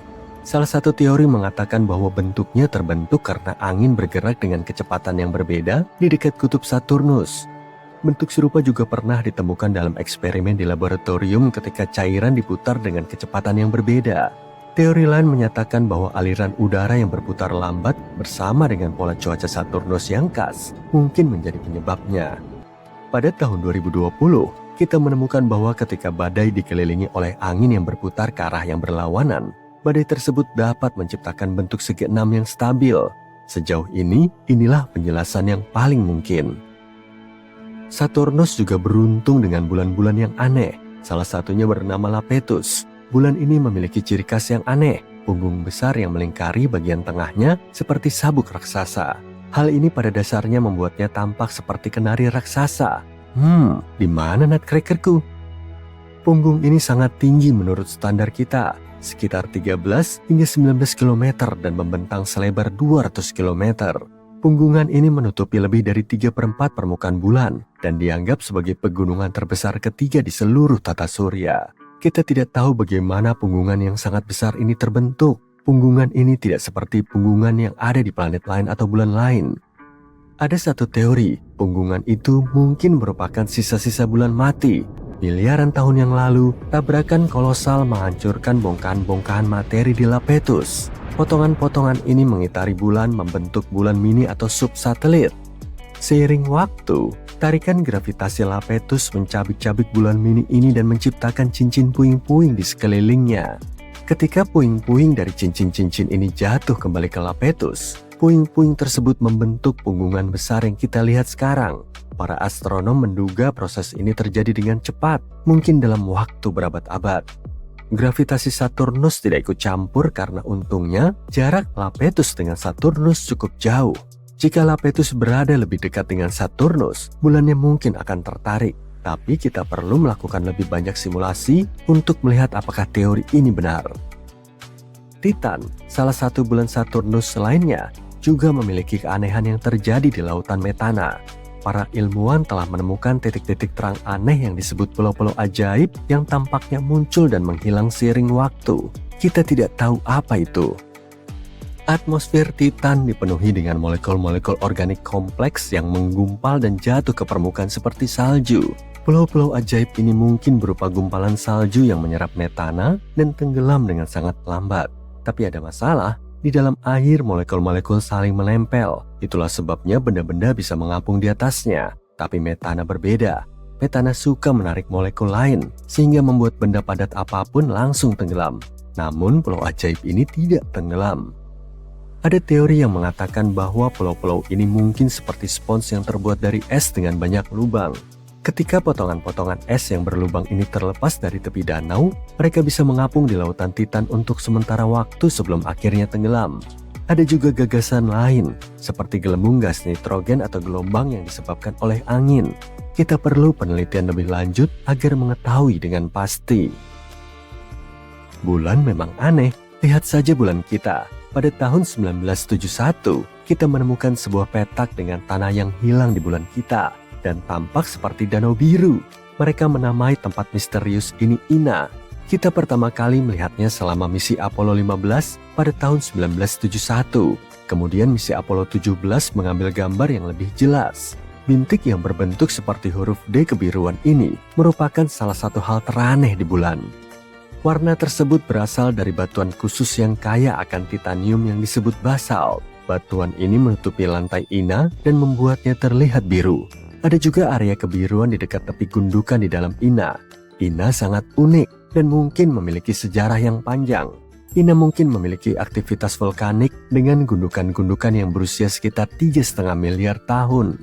Itu mirip dengan usia permukaan perisai vulkanik yang mengelilingi Ina. Oke, disinilah kamu di tengah samudra. Samudra ini tak berujung, tapi kamu tak bisa melihatnya karena ada kabut tebal di sekitarmu. Awan tebal menyembunyikan matahari yang besar namun redup. Ini siang atau malam? Kamu nggak tahu, cuma ada kabut abu-abu di sekitarmu. Kamu sendirian, meski kamu mencoba menyelam setelah beberapa jam, kamu masih nggak bisa melihat dasarnya. Dan begitulah planet air pada umumnya. Kedengarannya memang agak suram ya, tapi nggak seburuk itu kok. Dunia air ini lebih menarik daripada kelihatannya, jadi mari kita kenali lebih dekat.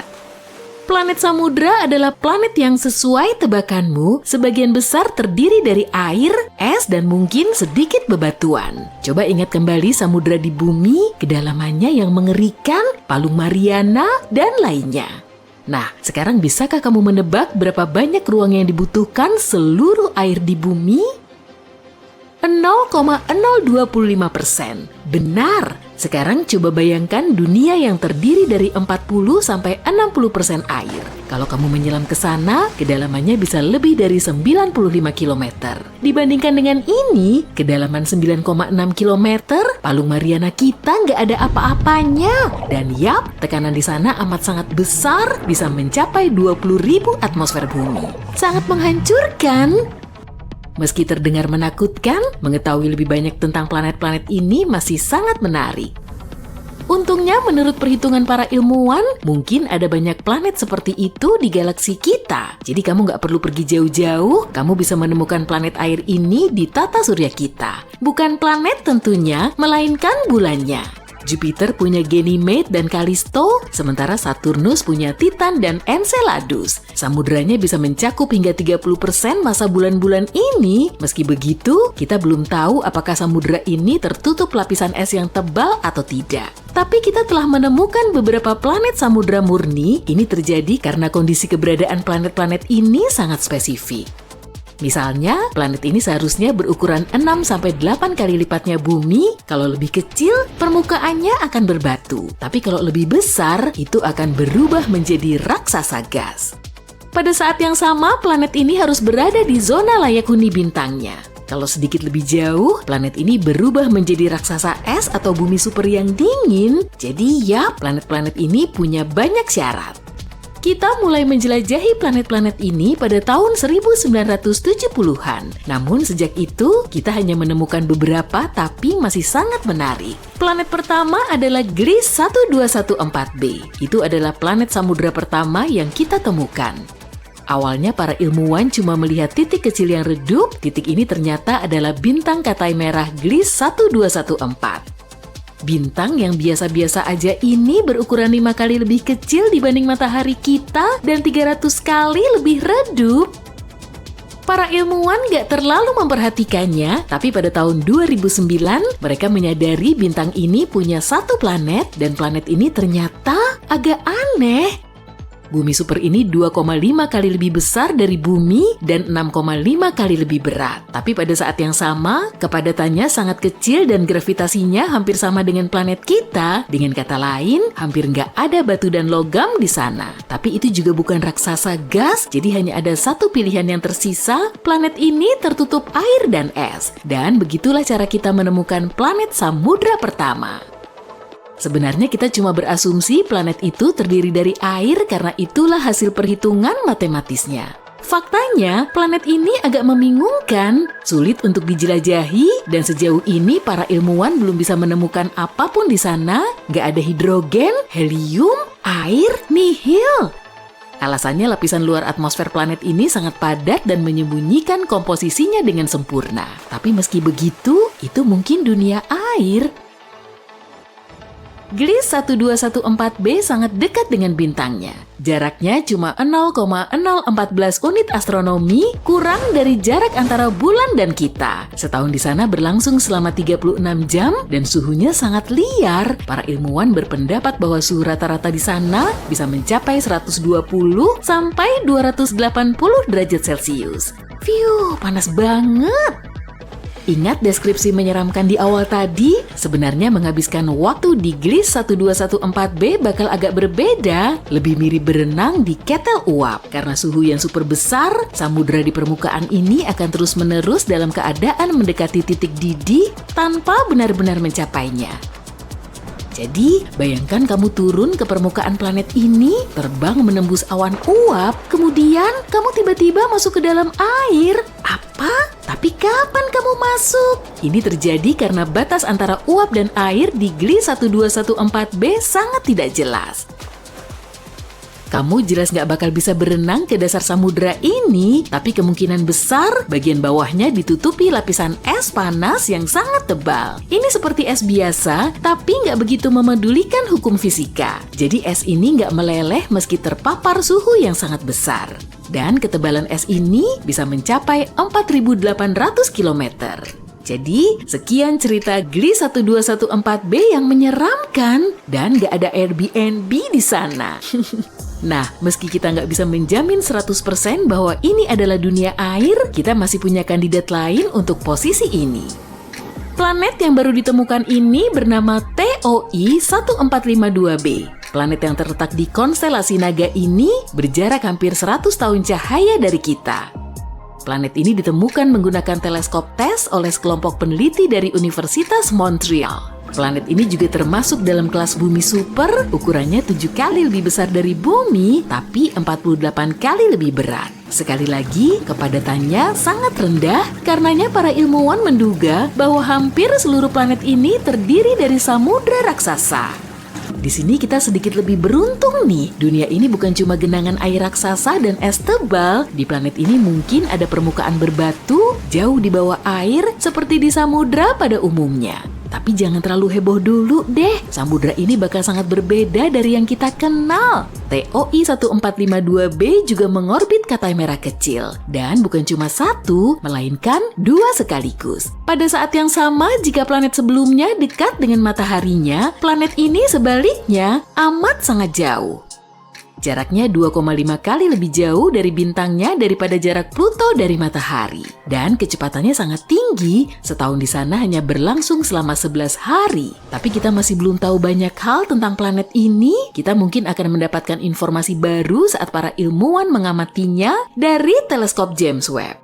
Nah, sekian ya. Bentar, kamu ngarep lebih banyak. Oke, kalau gitu aku tahu pertanyaan yang paling kamu nantikan. Apa ada kehidupan? Ya, ini pertanyaan yang agak sulit sih. Kita semua tahu bahwa air berarti kehidupan, dan selain itu planet-planet ini berada di zona layak huni bintangnya. Jadi, berpotensi, ya, mungkin ada kehidupan. Bukan peradaban penuh pastinya, melainkan bakteri, ikan, dan monster raksasa yang seram. Emang apa salahnya? Tapi ini agak mustahil. Air saja nggak cukup untuk menciptakan kehidupan meski sangat penting. Harus ada unsur mikro dan mineral di sana. Tapi sayangnya, untuk sebagian besar planet air, komposisinya hanya terdiri dari air dan es yang sangat tebal. Nggak ada mineral di sana.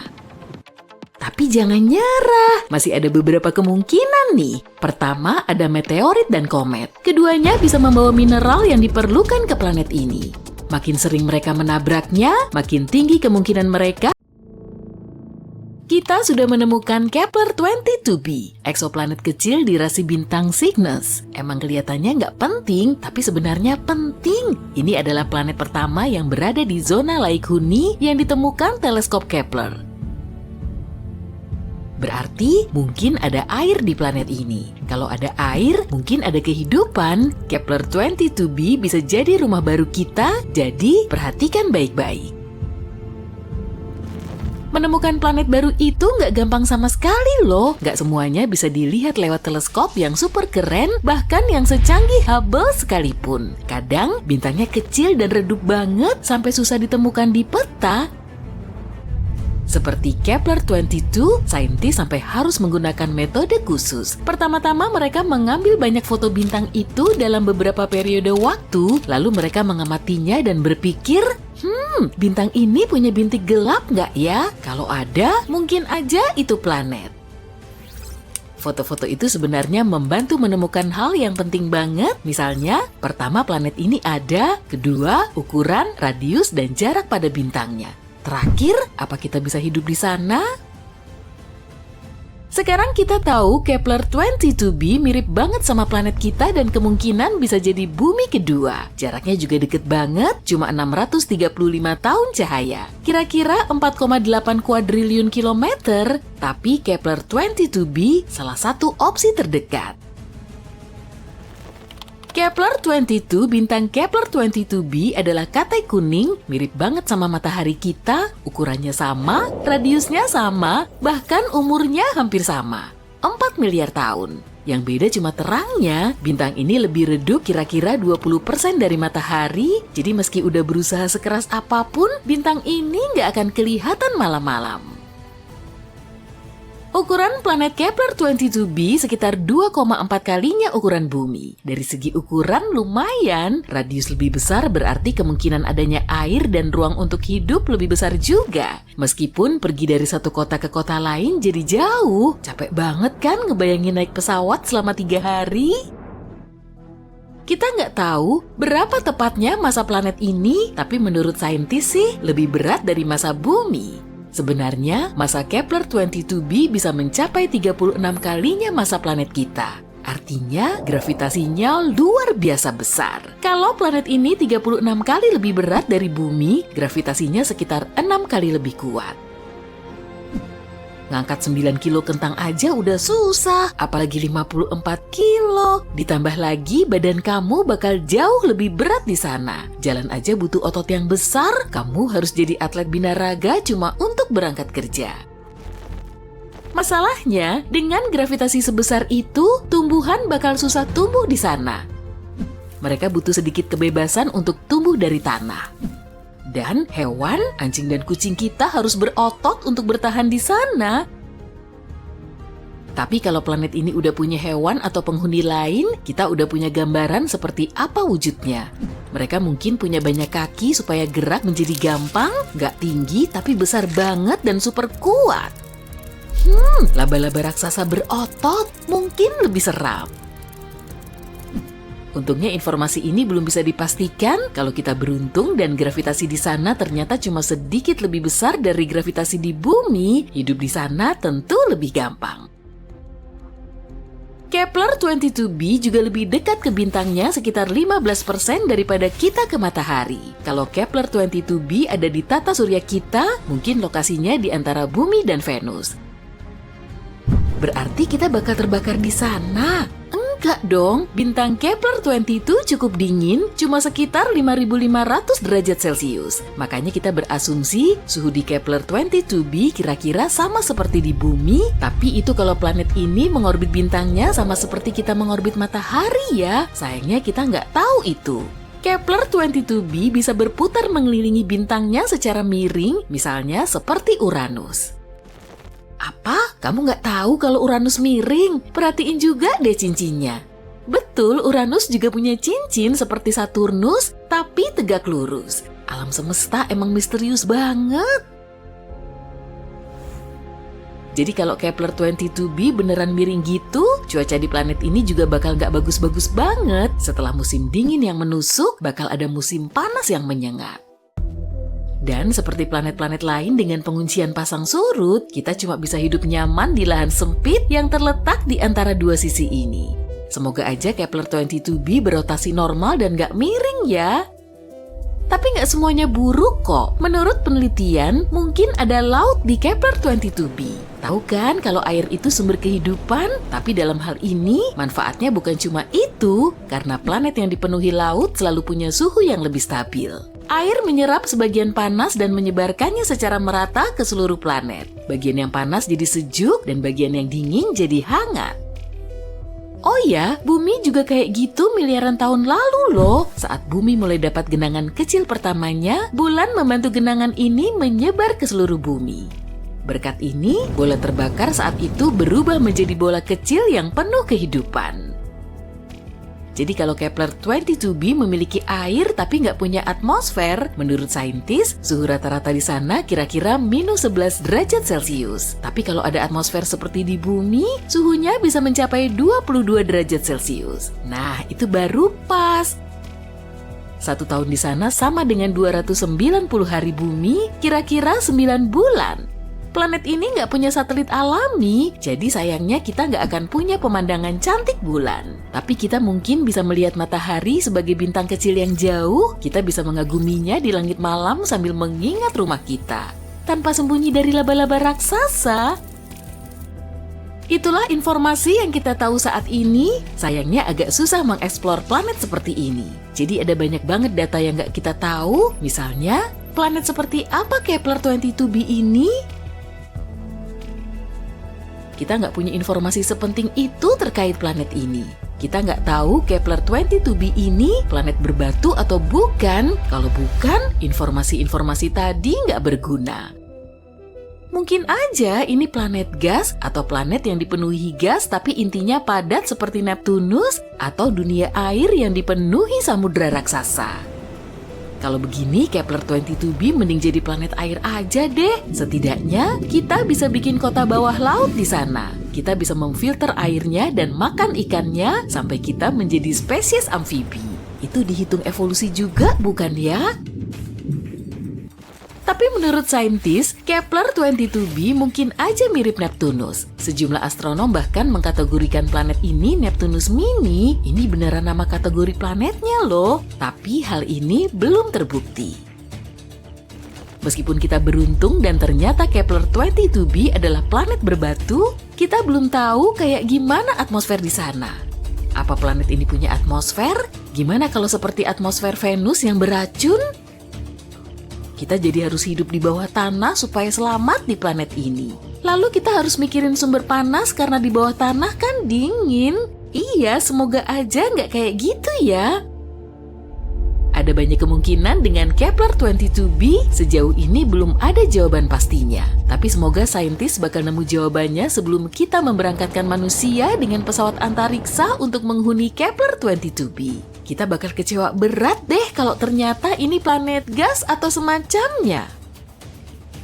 Satu-satunya kehidupan yang kita yakini ada sejauh ini di seluruh alam semesta terletak di planet bumi. Soal kehidupan cerdas atau bukan, katakanlah bisa diperdebatkan. Tapi bagaimanapun, tak heran jika kita tanpa lelah mencari kehidupan di planet lain. Sejauh ini, mereka telah menemukan lebih dari 4.000 planet. Tapi yang lebih kerennya lagi, NASA sudah menyusun daftar baru berisi 24 planet yang bukan cuma mirip bumi, tapi bahkan lebih baik. Kondisi di sana sangat bagus dan lebih nyaman dibanding di planet kita. Jadi, mari kita kunjungi beberapa di antaranya. KOI 5715.01. Mari kita kenal lebih dekat. Planet indah ini berada di rasi bintang Cygnus. Nah, kenapa planet ini begitu indah? Matahari kita adalah katai kuning. Dan maaf matahari, meski kamu sudah baik dalam mendukung kehidupan di bumi, ada beberapa bintang yang bisa melakukannya dengan lebih baik. Jangan tersinggung ya. Planet KOI 5715.01 mengitari sebuah katai oranye. Katai oranye adalah bintang yang agak lebih kecil dari matahari kita dan punya kecerahan yang sedikit lebih rendah. Tapi jangan khawatir, bukan berarti di sana bakal gelap gulita. Bahkan, jika planet ini lebih dekat ke mataharinya dan punya atmosfer yang lebih tebal, planet ini mungkin lebih cerah dan berwarna dibanding bumi. Matahari kita punya rentang umur yang sangat pendek. Saat ini, dia cuma bisa hidup 7-8 miliar tahun lagi, sedikit lebih lama dari usia bumi. Tapi katai oranye bisa hidup dari 45 hingga 70 miliar tahun. Ini bagus, bukan cuma karena kita akan bisa tinggal di planet ini lebih lama, tapi juga karena planet-planet di sekitar bintang seperti ini punya lebih banyak waktu untuk membentuk kehidupan. Idealnya, kita perlu menemukan planet di dekat katai oranye yang usianya sekitar 7 miliar tahun. Sangat memungkinkan setidaknya ada beberapa organisme di sana. Usia KOI 5715.01 sekitar 5,5 miliar tahun. Yap, mungkin kedengarannya belum cukup dewasa, tapi nggak masalah. Aku juga belum kok. Usia bumi kita saja 1 miliar tahun lebih muda, tapi bumi kita nggak takut tambah dewasa. Planet ini lumayan dekat dengan bintangnya dan berada di zona layak huni. 1 tahun di sana berlangsung selama 190 hari. Jadi setelah SD kamu udah bisa dapat SIM. Ukurannya hampir 2 kali lipatnya bumi. Suhu rata-rata di sana 11 derajat Celcius, yang sedikit lebih rendah dibanding kita, yaitu 14 derajat Celcius. Tapi di sana kemungkinan terasa lebih hangat karena gravitasi yang kuat membantunya menahan panas di atmosfer lebih lama. Tapi jaraknya lumayan jauh, sekitar 3.000 tahun cahaya dari bumi atau sekitar 30 kuadriliun kilometer. Yup, jangan lupa bawa bekal yang banyak ya. KOI 3010.01. Planet ini ditemukan di sebelah bintang KOI 2010. Planet ini kayaknya merupakan dunia yang sangat menyenangkan. Suhu rata-rata di planet ini 19 derajat Celcius, jadi sedikit lebih hangat dibanding bumi. Tapi itu bagus loh. Para ilmuwan meyakini di planet yang sempurna, suhunya harus sekitar 10 derajat lebih panas dibanding di bumi. Makin banyak panas yang ada di sana, makin nyaman kita tinggal. Peluang mengembangkan kehidupannya pun juga lebih tinggi. Jari-jari planet ini hampir 1,5 kali lebih besar dari bumi. Di sana pun ada atmosfer, meski kita belum yakin tentang komposisinya, tapi mungkin mirip bumi. Para ilmuwan berpikir kita bisa menemukan lautan di sana yang menutupi hingga 60% permukaan planet ini. Keren kan? Di dunia yang sempurna, air dan tanah harus tersebar lebih merata dibanding di bumi. Lebih banyak daratan berarti lebih banyak wilayah dan sumber daya kan? Meski begitu, planet ini sebenarnya mirip banget dengan bumi. Kemiripannya begitu jelas sehingga para ilmuwan meyakini kita punya peluang 84% untuk menemukan kehidupan di sana. Tentu saja, belum tentu kehidupan berakal ya, tapi kemungkinan ada hewan. Menarik kan? Menurutmu, bentuk mereka bakal gimana? Planet yang sangat mirip bumi, tapi dengan gravitasi yang lebih kuat. Kalau ada manusia yang tinggal di sana, ukurannya mungkin besar, tapi pendek dan punya kaki kecil yang kuat. Kedengarannya imut sekaligus nyeremin. Tapi kita nggak bakal bisa menemukan kebenarannya dalam waktu dekat. Sejauh ini, bagi kita, planet-planet ini cuma titik-titik mikroskopis di luar angkasa. Kita hanya punya beberapa data mentah dan membosankan tentang mereka, dan bahkan nggak tahu seperti apa bentuknya. Kita harus menunggu sampai bisa menemukan cara untuk bisa lebih mendekati planet-planet ini.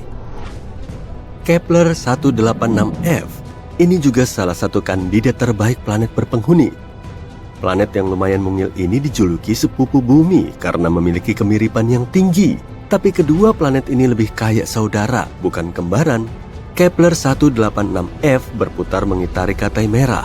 Katai merah adalah bintang yang bahkan lebih redup dan lebih kecil dibanding katai oranye. Ya, rentang usianya juga amat sangat panjang, tapi kecerahannya juga agak rendah. Namun, Kepler 186f lebih dekat ke bintangnya dibanding bumi ke matahari. Jadi, seharusnya nggak terlalu gelap di sana. Ya, setidaknya nggak segelap malam di bumi. Langit di planet ini pasti punya warna merah yang unik, kayak matahari terbenam di bumi. Gimana menurutmu? Apa kamu pengen tinggal di planet dengan pemandangan matahari terbenam abadi? Ukuran planet ini hampir sama dengan bumi. Lumayan, tapi nggak sempurna. Kenapa? Karena planet yang sempurna adalah yang lebih besar dari bumi dan punya gravitasi yang lebih kuat. Kamu mungkin protes, tapi bukannya bakal lebih sulit berjalan di sana dan lebih sulit lagi buat bangun dari kasur pas hari Senin? Iya tentu. Namun, di sisi lain, planet ini akan menarik atmosfer dengan lebih baik. Atmosfer bakal lebih tebal dan padat. Artinya, perlindungan dari objek antariksa yang menakutkan menjadi lebih kuat, lebih banyak oksigen, dan lebih banyak panas. Selain itu, planet yang lebih besar punya lebih banyak lahan untuk dihuni. Keren kan? Tapi jelas, ukuran bumi juga merupakan pilihan yang sangat baik. Ada fakta keren lain. Kemiringan Kepler 186f hampir sama dengan kemiringan kita. Artinya, ada musim yang stabil dan siklus siang malam yang normal. Apa kamu tahu betapa pentingnya kemiringan suatu planet? Mars misalnya. Mars sebenarnya juga berada di zona layak huni matahari kita. Tapi kemiringannya sangat tidak stabil. Akibatnya, seluruh lautan yang dulunya pernah ada di sana, kini benar-benar kering. Sekarang cuma ada gurun merah dan nggak ada kehidupan di sana. Setidaknya sejauh yang kita tahu. Tapi kamu bisa melihat betapa pentingnya detail kecil ini kan? Kepler 186f juga lumayan jauh dari kita.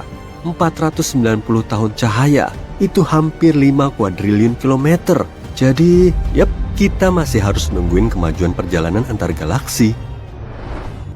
Kepler 62e dan 62f. Planet-planet ini disebut sebagai yang paling mirip bumi. Sebelum kita menemukan Kepler 186f, mereka mirip banget sama rumah kita. Kepler 62e sekitar 1,5 kali lebih besar dari bumi, dan Kepler 62f hanya sedikit lebih kecil dari itu. Keduanya terletak di rasi bintang Lyra, sekitar 1.200 tahun cahaya dari kita. Keduanya juga mengorbit Katai Merah. 1 tahun di Kepler 62e berlangsung sekitar 122 hari, bahkan lebih cepat dibanding planet pertama yang telah kita bahas tadi. Para ilmuwan meyakini baik 62e dan 62f adalah dunia air, tempat hangat yang sebagian besar atau mungkin seluruhnya tertutup air. Jika ada daratan di sana, mungkin cuma pulau saja. Sebuah dunia yang cuma terdiri dari pulau-pulau. Pasti indah bagi beberapa orang, kayak Hawaii, dan mimpi buruk bagi yang lain. Coba ingat Megalodon. Tapi kalau kamu suka hewan laut purba,